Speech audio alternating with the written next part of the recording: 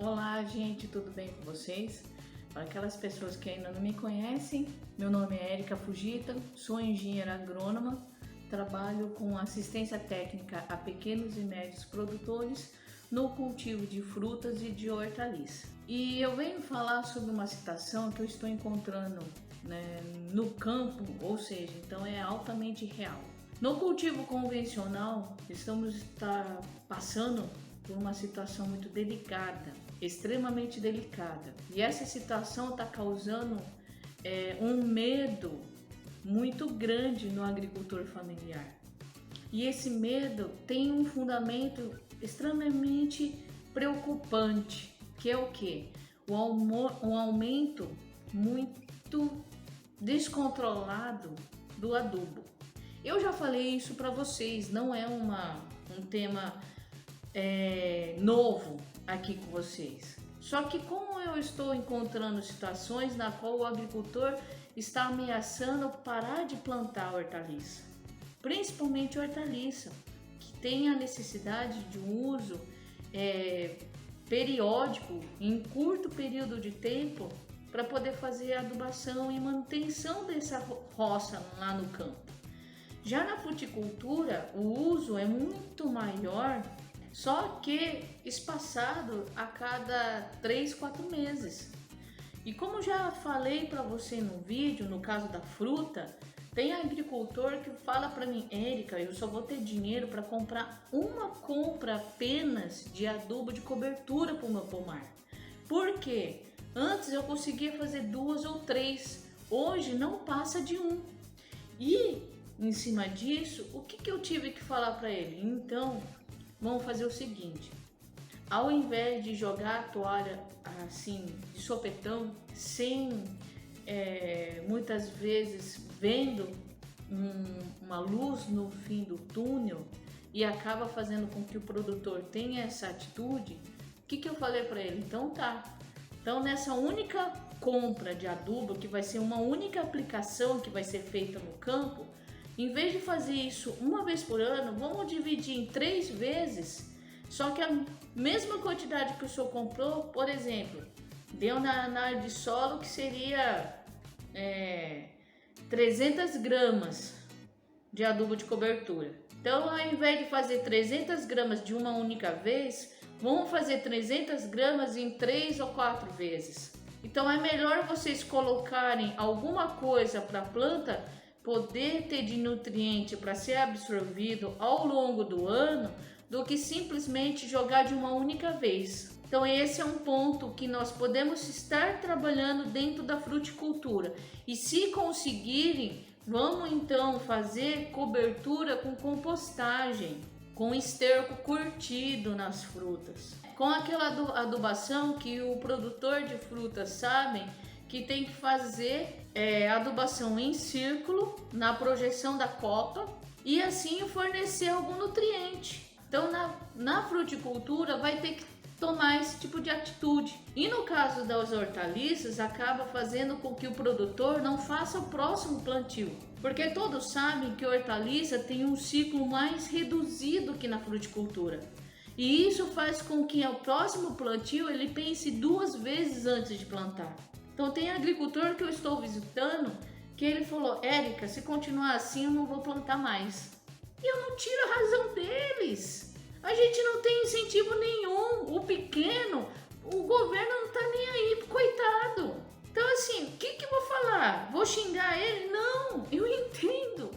Se ele pegar e falar para mim: eu não tenho condições financeiras para plantar de novo, ótimo. Infelizmente, porque sem o agricultor familiar, o volume de hortaliças e frutas no mercado acaba sendo reduzido drasticamente. Porque quer queira ou não, principalmente na parte de hortaliça, ele vai diminuir muito essa produção e o consumidor final vai sentir no bolso. E até mesmo aquele que tem dinheiro não vai ter o que comprar, porque não vai ter na gôndola do mercado. Nas prateleiras vão estar vazio. Posso estar exagerando? Ótimo, eu estou exagerando. Mas quem diz que esse futuro não vai ser breve? Quem diz que isso não possa estar acontecendo daqui a algum tempo? Eu não sei. Porque do jeito que as coisas estão, combustível aumentando disparado, semana por semana. Os insumos, no caso, principalmente adubo, também está aumentando disparadamente. O plástico caro, já tem o risco de não ter adubo e nem defensivo no mercado. E, além do mais, por mais que eu trabalhe com agricultor no uso de caudas naturais alternativas para ele diminuir o custo de produção, nós estamos amarrados de tal forma que não vai ter nem mesmo alguns ingredientes que é utilizado na agricultura não convencional, que no caso é orgânico, que vai também faltar com o orgânico.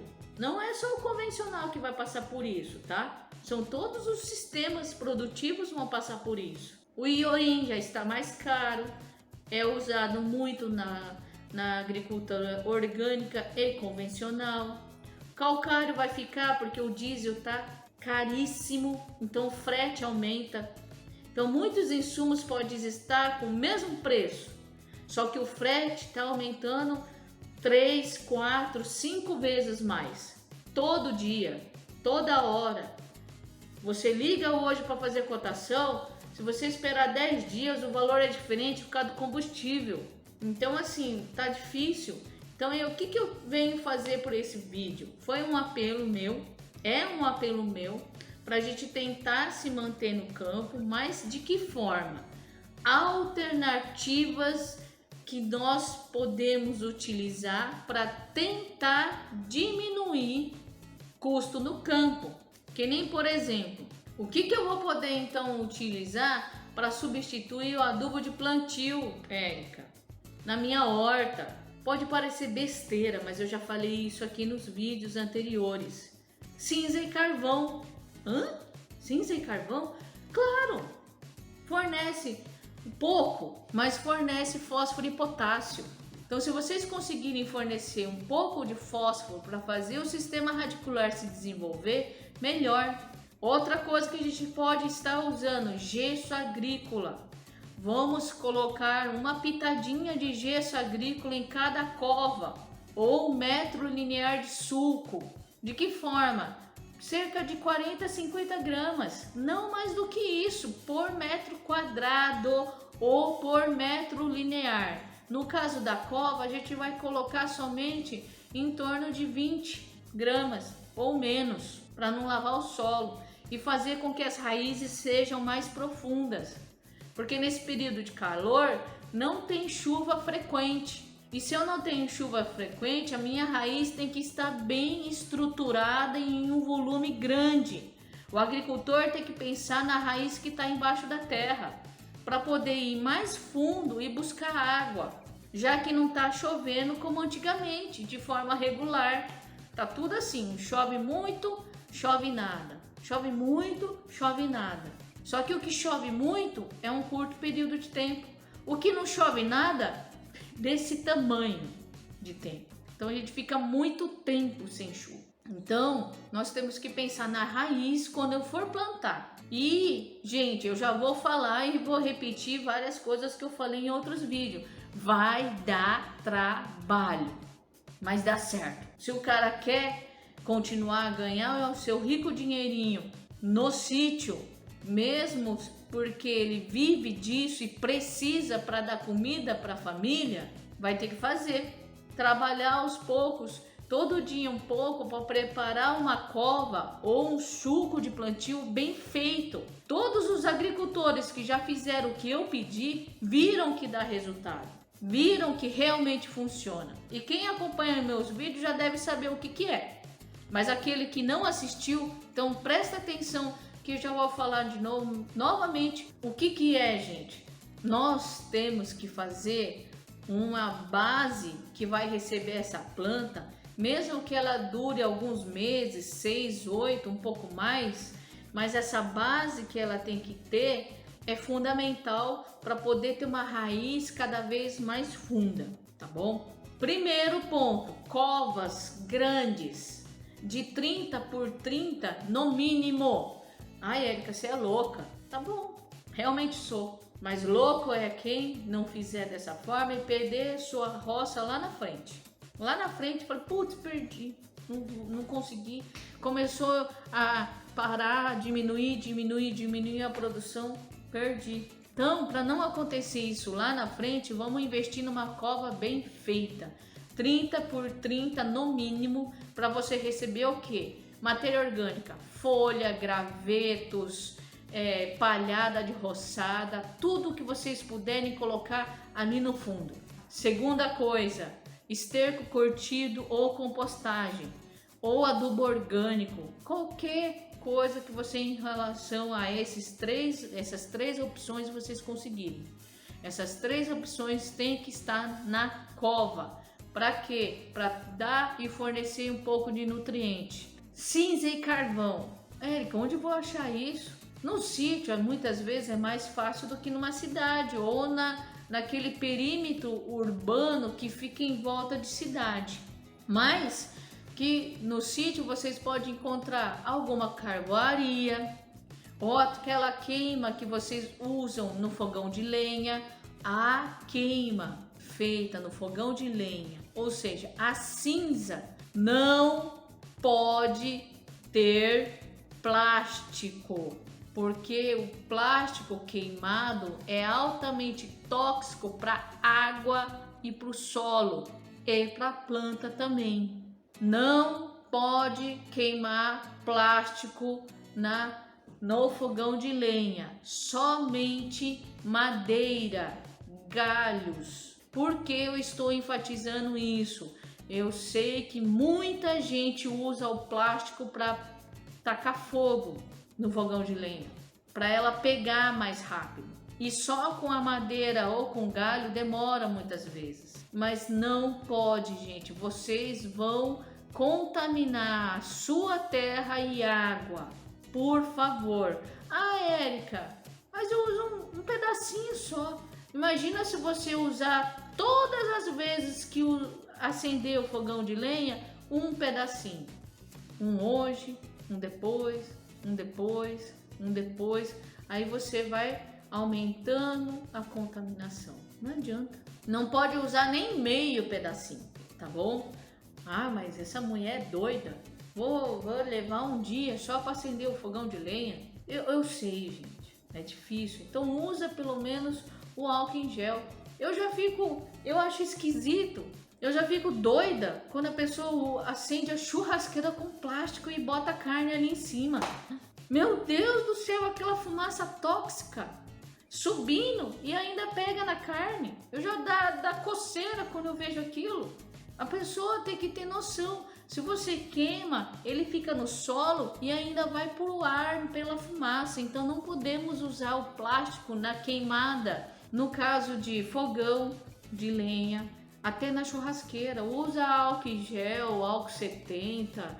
Óleo de cozinha vocês podem usar. Então pega aquele óleo velho que você fritou há muito tempo, põe ali num papel e taca fogo, é melhor, mas não usa plástico, pelo amor de Deus. É menos pior você usar algo molhado com óleo de cozinha, certo? Então faça isso. Isso é um apelo, é uma dica para vocês não contaminarem a sua terra e a sua água, porque muita gente de sítio bebe água de poço e o poço vem da água da chuva, né? Então a água da chuva carrega todo o solo de água e o poço vai lá na profundidade do solo captar no lençol freático. E se vocês queimam plástico, tá infiltrando, tá bom? Então tomem cuidado. Então, nessa cova eu vou usar palhada, folhas, gravetos no fundo. Vou utilizar na parte de cima já misturado com cinza ou carvão ou iorim, que é uma fonte de fósforo. Isso vocês vão verificar como que tá o preço desse produto no mercado. Iorim é mais caro? Só que usa-se pouco e dura muito mais tempo. Porque ele é uma rocha na qual ela foi triturada e ensacada.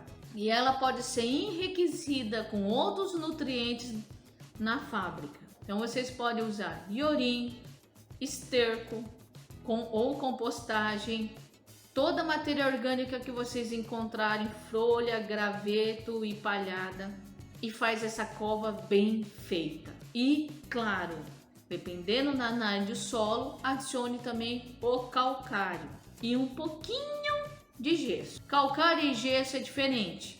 Calcário vai corrigir a acidez do solo e o gesso é um condicionador de solo que vai ajudar a raiz crescer em profundidade. O calcário neutraliza a acidez e o gesso ajuda no sistema radicular, junto também com fósforo. Então tudo isso aqui tem que conter na cova de plantio de qualquer roça, seja pomar ou horta. Feito isso, mas Érica, você não vai me dar quantidade? Não vou. Sabe por que eu não vou passar quantidade para vocês que estão me ouvindo? Porque depende da análise de solo, gente. Sem análise de solo, eu não sei quanto que a terra precisa de nutriente, porque eu não sei quanto de nutriente o solo tem. Então eu não vou passar quantidade aqui, a não ser aquelas pessoas que têm análise, e aí vocês podem mandar para mim ou nos comentários ou até no meu WhatsApp que está nas minhas redes sociais, Instagram e Facebook, e a gente conversa por lá. Fechou? Pode encaminhar que eu dou uma olhadinha e a gente já trabalha com a recomendação. Fora isso, não dá. Não dá porque o médico precisa de exame quando vocês vão fazer consulta. Eu, como médica de planta, teoricamente, preciso da análise de solo com o seu resultado para fazer uma recomendação bem feita. Ponto. Isso é importante. Então, aí eu fiz essa cova bem feita, elaborada, utilizei tudo que eu consigo achar no sítio. Essas palhadas, gravetos e folha e cinza e carvão, vocês vão juntando, gente, juntando. Outras fontes de potássio, no caso, desculpa, no plantio de fósforo, é o que? Cascas, também pode ser encontrado fósforo. Mas na cinza é sempre maior quantidade, porque toda a parte de carbono, ela é queimada e só fica o que na cinza? Os minerais. E algumas outras partes, mas a grande maioria é mineral. Então ela reduz o volume e concentra a quantidade de minerais que estava ali naquele vegetal, naquele galho, naquela lenha, naquela madeira que vocês queimaram, tá bom? Então pensem nisso. E se vocês forem queimar, tomem cuidado para ele não se alastrar. Então tomem cuidado com isso. E as folhas, os gravetos que não vão ser queimados, tem que ser colocado. Por quê? Porque eles vão demorar para ser degradado, vai permanecer mais tempo ali no solo e eles vão liberar também fósforo e potássio. Numa menor quantidade que a cinza e o carvão, mas vão.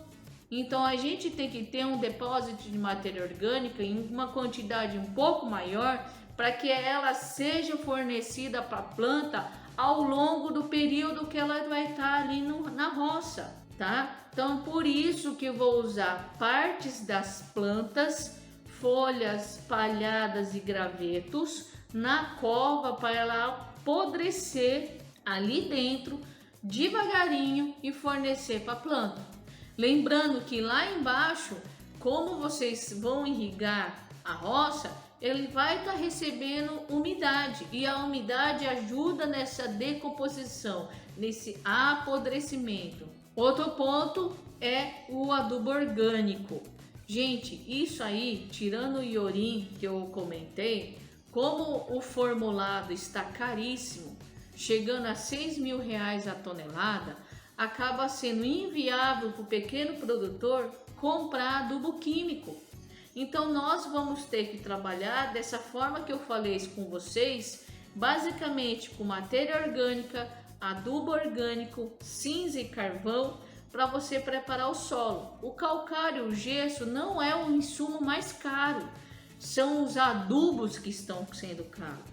Então esses que a gente vai substituir com matéria orgânica, esterco e qualquer outro ou material resíduo vegetal que vocês estiverem na roça. Lembre-se, juntem esses resíduos de folha, galhos, gravetos que tem na sua roça. Juntem o máximo que vocês puderem. Por quê? Porque se vocês juntarem, quando houver a necessidade de ser usado, vocês já têm esse tipo de material, ok? Então vocês não precisam sair juntando no momento que for fazer o preparo da cova. Isso é um ponto. Outro ponto, na adubação de cobertura utiliza-se nitrogênio e potássio. Só que de onde eu vou tirar o nitrogênio? Esterco. Olha o esterco aí de novo. Esterco, compostagem, humus. É ele que vai fornecer um nitrogênio e outros minerais. Tem fósforo e potássio também, numa quantidade reduzida, mas também tem. Um ponto que vocês precisam me escutar. Tem algumas opções de nutrientes que é mais caro que o formulado, que é o NPK.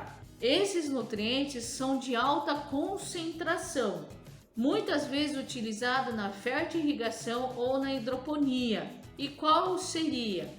O nutriente principal seria o potássio, que no caso o cloreto de potássio, ele é fácil de ser diluído na água.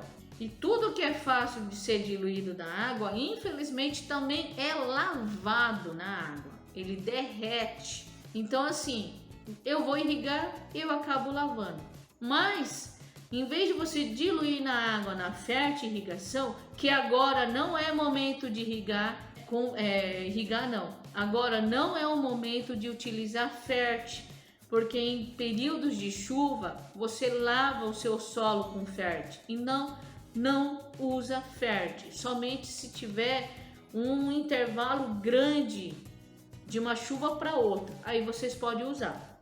Agora, nos meses que vocês sabem que chove para dedéu, como no caso é dezembro, janeiro, não use, ok? Fert não, senão vocês vão gastar dinheiro à toa. Para aqueles que têm condição de comprar um nutriente de fert, porque não tá barato. Então jogue na cobertura alguns grãos por cova, por planta, aliás. No pé da planta jogue alguns grãos numa distância de 1 palmo do caule. Então se o caule está aqui, então é 1 palmo. Então aí você joga o adubo, no caso o potássio. No cloreto, e o cloreto de potássio e o sulfato de potássio tem praticamente a mesma porcentagem de potássio, ou seja, são em torno de 60 a 68% de potássio, ou seja, ele é rico em potássio. Então vocês só precisam, no caso de hortaliça, uma pequena porção.